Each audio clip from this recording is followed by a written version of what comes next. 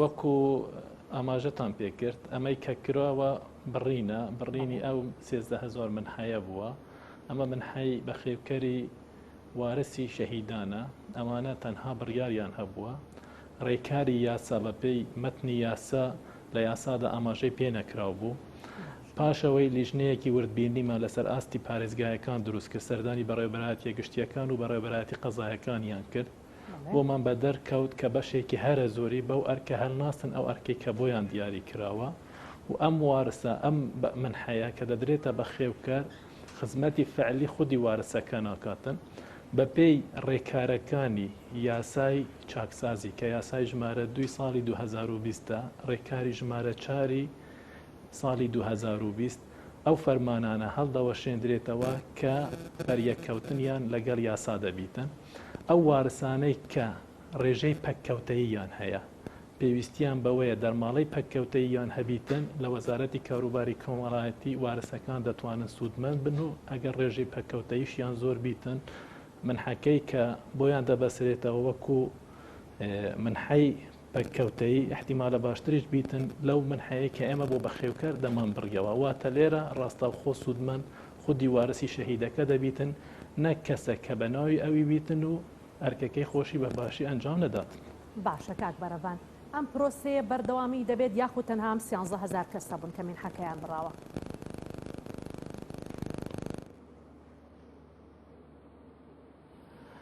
ئەمەی کە کراوە پرۆسەیەکی بەردەوامی چاکسازیە کە 5 خاڵی تایبەتە بە وەزارەتی کاروباری شەهیدان.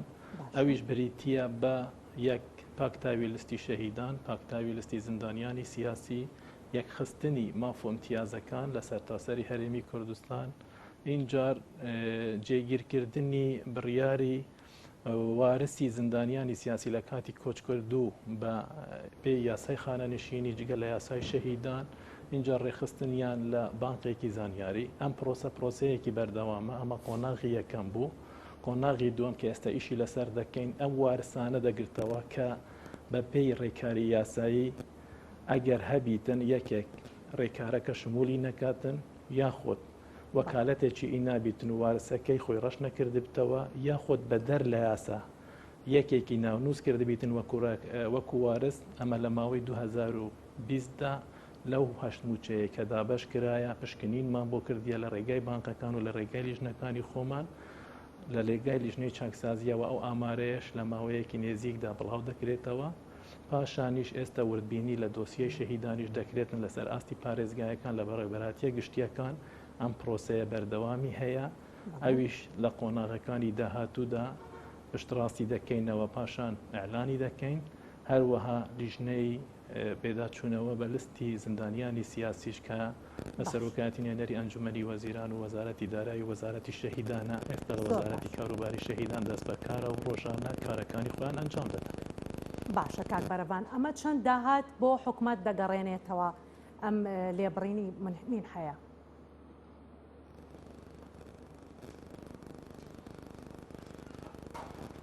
ئەمە خۆی پرسیارێکی گرنگە.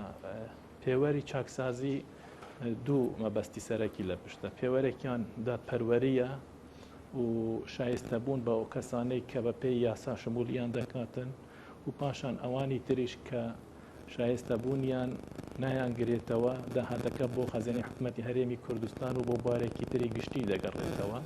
تەنها لەو بڕیارەی کە لە ڕابردوو دامانەوە لە حدودی ملیارێک دینار مانگانە دەگەڕێتەوە کە دەکاتە 12 ملیار بۆ ساڵێک. لە پرۆسەکانی داهاتوشدا لەگەڵ ئەو ژمارانەی کە بڵاوی دەکەینەوە گوژمی پارەکەش بڵاو دەکەینەوە لەگەڵی. زۆر باشە کاک بەرەبان، بەڵام من دەمەوێت بێمە سەبارەت بەوەی کە ئایا گۆڕە بە کۆمەڵەکان زیاتر دەمەوێت ئێستا پرسیار لەوە بکەم ئەو گۆڕە بە کۆمەڵانی کە بڕیار بوون هەڵبدرێنەوە تا ئێستا چەند گۆڕی بە کۆمەڵ کە بڕیاری لێ دراوە هەڵبدرێتەوە ڕووفاتەکانی دەربهێنرێتەوە دەکەونە چ سنوورێکەوە زیاتر؟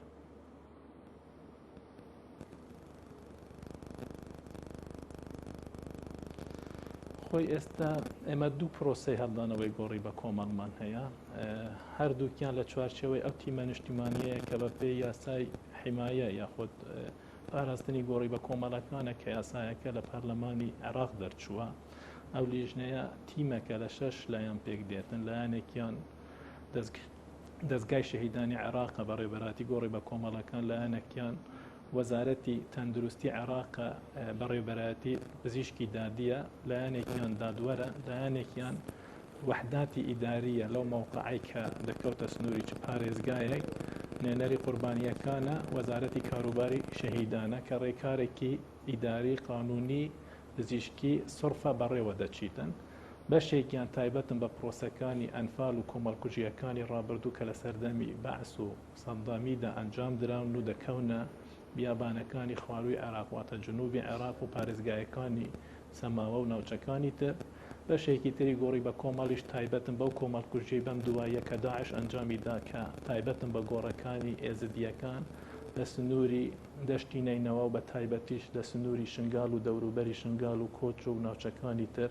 کە ژمارەیان لە حدودی 71 گۆڕی بە کۆمەڵە و تاکو ئێستا کار لەسەر 17 گۆڕی بە کۆمەڵ کرایە لە دوو قۆناغدا ئەم پرۆسەیە جێبەجێ کرایە بەڵام بەهۆی پەتای کۆڕۆناوە لە مانگی 4 ساڵی ڕابردوودا ئەم پرۆسەیە ڕاوەستایە تەنها ئەو ڕوفاتانە نەبیتن کە ئێستا لە پزیشکی دادی بەغدانە کە پشکنینیان لەسەر دەکرێتن و سمپڵ و شتیان وەردەگیرێتن بە تایبەتی ئەوەی ئێزدیەکانە هەر وەختێکی ڕەوش باش بووە تەسەوەر دەکەم ئەو ڕێکارانە درێژەی دەبیتن چونکەمە پرۆسەیەکی بەردەوامە هەم پشکنینە هەم بەدواداچوونە هەم سوودوەرگرتن لە ڕێی مخبرەکانە هەمیش چارچێوەیەکی یاسایی هەیە کە بە پێی یاسا ئەم جیهەتانە ملزەمن لە هەر معلوماتێککە هەبیتن بەدواداچوون بکەن. زۆر باشە کاک بەرەبان تا چەند هەماهەنگیەکەیە لەگەڵ حکوومەتی عراقیدا بۆ هەڵدانەوەی گۆڕە بە کۆمەڵەکان.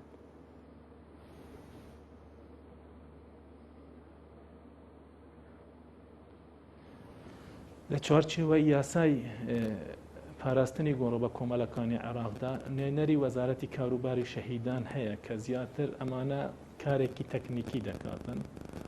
ئەم پرۆسەیە وەکو تیمی نیشتیمانی بۆ هەڵدانەوە کارەکان بە تەنسیق دەکرێتن بەڵام بەداخەوە لەو ماوەی دواییدا بە تایبەتی لە ڕێوڕسمە کە بڕیارە لە ئایندەدا ئەنجام بدرێتن بۆ ئەو ڕفاتانەی کە پێشڕاست کراینەوە ئێزدیەکان هەز دەکەم زیاتر ئەم پرۆسەیە حکوومەتی عێراقی بە شێوەیەکی ناوەندی دەیەوێتن سەرپەرشتی ئەم کارە بکاتن تەنها لە هەرێمی کوردستان احتیمالە حەزور و بەشداری بیتن ئەوان زیاتر بە بیانووی وەی کە ئەمانە دەکەونە ناوچەی جێناکۆک و ئێستا ئەو هێزانەی کە لەوێن دەرێ لە سنوورەکەدا هەنا ئەو هێزانەنە کە تابعی دەوڵەتی عێراقن و حکوومەتی عێراقینە ئەمە پێمان وایە ئەگەر لە پاش تاتبیع بیتن و بە هەماهەنگی بیتن احتیمالە باشتر بتوانین خزمەتی قوربانیەکانیان بکەین و باشتر قوربانیەکان بتوانن ئامادە بن و ئەو پەیامەی کە لە پشت پرۆسەی هەڵدانەوە و پرۆزەی ناشنەوەی گۆڕەکانە بۆ ناساندنی ئەم کێسە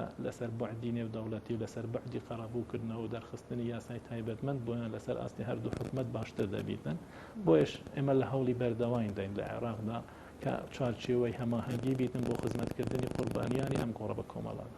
باشە کاک بەرەڤان بەڵام